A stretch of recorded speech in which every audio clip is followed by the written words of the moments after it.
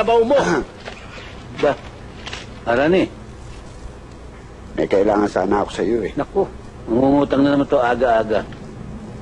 Pag mo na akong halikan, gagalisin pa ako niyan eh. Alam ko naman sa iyo eh. Nagbenta kayo ng palay kagabi. Uy, ipagbibenta namin ng palay, alam mo, lakas ang pangamoy mo, Teng. Masyado mo income namin ah. Kaya ako nagpunta rito dahil naputulan kami ng ilaw kagabi. Ano? Eh, kasi ilaw nyo eh. Anong ilaw? Kaya nga kasera na ang ginagamit dahil pinutol ng Meralco eh.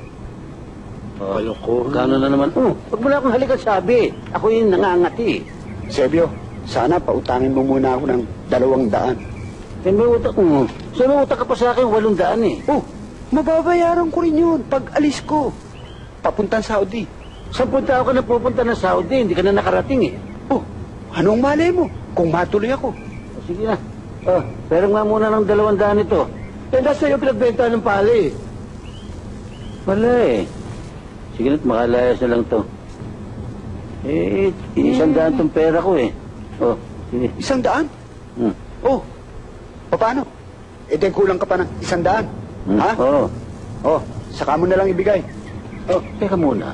Para lumalabas ako pa may utang eh. Talagang may utang ka. Paano? 200 ang hinihiram ko sa'yo eh. Hiram ka lamang eh. Ako pa makakaroon ng utang na ibibigay sa'yo. Eh, sa sandali lamang, hindi kayo nagkakaintindihan eh. Hindi kasi kayo marunong ng arithmetic. Magkano ba inutang mo? 200. Magkano binigay mo? 100. Magkano kulang? 100. O yun. Paano 100 yung utang? O bayaran mo. O yan. O yung utang mo sa kanya. O yan. Oh. Ayan. Oh. Mas ka. Oh, paano ngayon? Demanos na. O di manos. Akala mo maayos mo ako, ano ko gago? Tarantado ka eh. Bakit? Paano na manos eh? Wala naman nilabas na pera yon. Hindi naman kayo nag-usap ng matagalan. Hoy, ano? Kanina pa ako nandito. Magtatrabaho ba ako tayo hindi? Oh, gagalit na si boss. Ha? Magtrabaho na nga naman tayo.